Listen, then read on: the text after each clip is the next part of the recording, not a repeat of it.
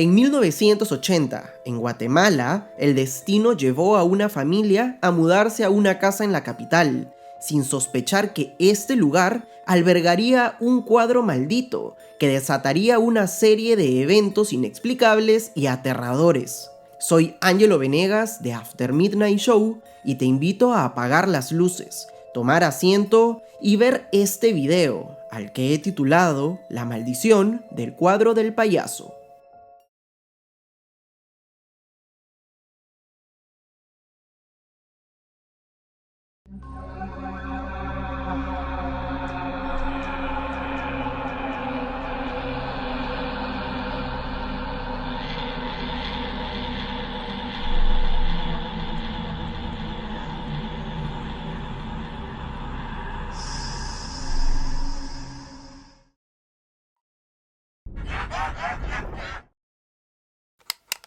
Don Amílcar Muñoz era un médico que vivía en Quetzaltenango y por varios años había trabajado en el hospital principal de la ciudad. En enero de 1980, su gran amigo, el ministro de Salud de Guatemala de aquel entonces, le pidió que se mude a la capital para ocupar un puesto importante en su ministerio. Definitivamente era una oportunidad a la que no podía decir que no. Por eso, él y su familia, que estaba compuesta por su esposa, Josefina de Muñoz, y sus 3 hijos llamados Alberto, de 15 años, Francisco, de 11, y Marcela, de 4, tuvieron que mudarse. Todos estaban felices por este cambio en sus vidas, excepto Alberto, el hijo mayor, quien rechazaba la idea debido a que tenía que dejar a su enamorada y amigos de toda la vida. Al llegar a la capital, la familia se alojó en una casa que les había brindado el ministro. Esta era una casa muy grande, contaba con un patio y con un jardín, y se ubicaba frente a la pintoresca iglesia de Nuestra Señora de las Angustias, conocida también como Iglesia Yurrita, que se encuentra en la zona 4. Toda la familia estaba entusiasmada. Los hijos menores corrían por todos lados para escoger primero sus habitaciones en el segundo piso, mientras que los esposos se abrazaban por el futuro que les esperaba. Por otro lado, Alberto seguía molesto y sin interés alguno por conocer lo que sería su nuevo hogar. Luego de dejar sus pertenencias en lo que serían sus habitaciones, toda la familia se reunió en la sala para empezar a ordenar las cosas. La casa estaba completamente amueblada, pero como nadie había vivido ahí en años, los muebles estaban cubiertos de mantas blancas y polvo. Al ordenar, descubrieron varias cosas: un sofá, una mesa de centro, mesas pequeñas, un televisor antiguo, un cuadro hermoso con el paisaje de Antigua y un extraño cuadro que tenía una mirada profunda, una sonrisa espeluznante y un puño cerrado. Todos en la familia se incomodaron al ver el extraño cuadro y pidieron tirarlo a la basura. Todos excepto Alberto, quien pidió quedárselo a modo de venganza personal y burla hacia sus padres por tenerle miedo sin razón alguna. Miedo a eso y no a mudarse. Luego de terminar de ordenar la casa, exhaustos, se fueron a dormir. Tuvieron una gran cena familiar y a Alberto finalmente empezaba a gustarle la idea de estar en aquel lugar. Al día siguiente, don Amílcar decide despertarse temprano. A escondidas, prepara el desayuno mientras sus hijos se van levantando de la cama.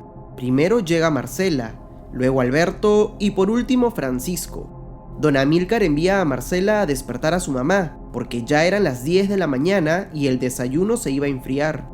Minutos después, Marcela regresa asustada. Le dice a su papá que mami no despierta. Don Amílcar sube corriendo y por más que intentaba despertar a su esposa, ella no respondía, estaba muerta. Josefina, la persona que había elegido para que sea su compañera, se encontraba sin vida en la cama. Todos lloraron aquel día. Alberto solo culpaba a su padre porque fue por él que tuvieron que irse del lugar en el que todo estaba mejor. Corrió a su habitación y se encerró. Él no se dio cuenta de que algo había cambiado, solo un pequeño detalle que lógicamente iba a pasar desapercibido. El payaso en el cuadro ya no tenía el puño cerrado, sino que ahora tenía un dedo arriba. A pesar de lo ocurrido, don Amílcar decidió quedarse con sus hijos en la capital. Un familiar se mudaría con ellos para ayudarlo con el cuidado de los menores. Mientras tanto, Alberto estaría a cargo de cuidar la casa cada vez que su padre tenía que trabajar. Días después del velorio de Josefina, Francisco enfermó extrañamente. Padecía de una enfermedad respiratoria muy rara y su padre, en calidad de médico, intentó ayudarlo llevándolo al hospital y haciéndole pruebas. Lamentablemente, Francisco no soportó y falleció 2 días después. Don Amílcar llama a Alberto por teléfono y le cuenta lo ocurrido. El hijo mayor no lo podía creer. Estaba seguro que su familia estaba maldita o algo por el estilo, porque no era normal lo que estaba ocurriendo. 2 personas de su familia habían fallecido en muy poco tiempo. 2. Al igual que la cantidad de dedos arriba que ahora tenía el payaso del cuadro. De tanto renegar, Alberto se quedó dormido en su cama. Horas más tarde, la llamada de su padre lo despierta. Él le pregunta cómo se encontraba Marcela. Recordó que para responder la primera llamada, dejó a Marcela en la tina. Ya habían pasado horas de eso. Preocupado, salió de su cuarto rumbo al baño, pero antes se percató que el cuadro del payaso tenía 3 dedos levantados hacia arriba. En ese momento no recordó que el payaso, inicialmente, tenía su puño cerrado. Alberto puso su rumbo nuevamente hacia el baño, y allí encontró el pequeño cuerpo de Marcela, flotando boca abajo en la tina. Su cuerpo estaba frío y no respiraba. Con lágrimas en los ojos, fue corriendo a informarle a su padre de lo ocurrido, quien lo estaba esperando en el teléfono. Don Amílcar salió desesperado del hospital, subió a su vehículo y a toda velocidad fue camino a casa. A pocos metros de su hogar, Don Amílcar pierde el control de su carro y choca contra una pared. Lamentablemente, falleció al instante. Alberto escuchó desde el baño el choque. Al correr hacia la ventana que daba a la calle, vio el vehículo destrozado de su padre, y en él, su padre al volante, sin vida. Alberto no podía creer lo que ocurría. Todos en su familia habían muerto. Al dar vuelta con las manos en la cabeza, vio cómo el payaso en el cuadro le sonrió y levantaba un dedo más. Alberto se asustó mucho, y para hacer más terrorífico todo, el payaso le habló. Solo falta uno. Horrorizado, el joven salió despavorido de su casa y corrió hacia la iglesia Yurrita. Se sentó en una de las bancas y temblando rezó: «Solo faltas tú, maldito payaso». Al escuchar las sirenas de la policía y el murmullo de la gente, Alberto, ya más confiado, decide ir a su casa. Los patrulleros intentaron detenerlo de ingresar, pero el joven fue rápido y los pasó. Entró a su casa, corrió a su habitación e intentó prender fuego al cuadro del payaso. Sin embargo, la policía logró detenerlo, y por la actitud que tuvo, sospecharon de que él podía haber asesinado a sus familiares. Alberto fue detenido y un grupo de médicos lo evaluaron. Se dice que le diagnosticaron un fuerte trastorno psiquiátrico y tuvo que ser internado en el Hospital de Salud Mental, ubicado en la zona 18. Al intentar contar lo que había ocurrido, nadie lo tomaba en serio. No duró mucho en el hospital, puesto que a los 3 días de ser internado, Alberto se quitó la vida en su celda. Contrario a lo que muchos creen, la leyenda no termina aquí. Se dice que los tíos de Alberto, don Esteban y doña Cecilia, llegaron a la capital para recuperar las pertenencias que había dejado don Amílcar y su familia. Para esto, el ministro de Salud había mandado a poner en cajas todas las cosas de la casa.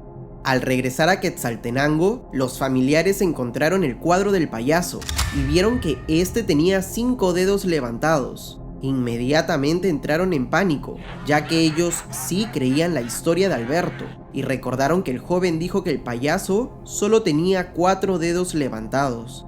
Don Esteban y doña Cecilia intentaron quemar el cuadro, pero no funcionó, así que intentaron cortarlo.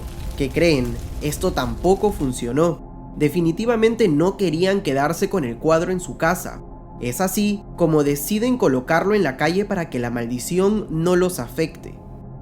Horas más tarde, un cura tocó la puerta de la casa de don Esteban y doña Cecilia. Al abrir, el religioso les consultó si el cuadro estaba en venta y cuánto estaban pidiendo por él. La respuesta de los señores fue que el cuadro no estaba en venta, pero podía llevárselo si quería.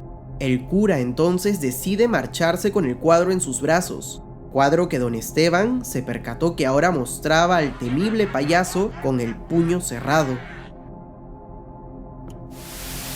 La tarde de ese 24 de marzo, Monseñor Romero cenó con el Señor.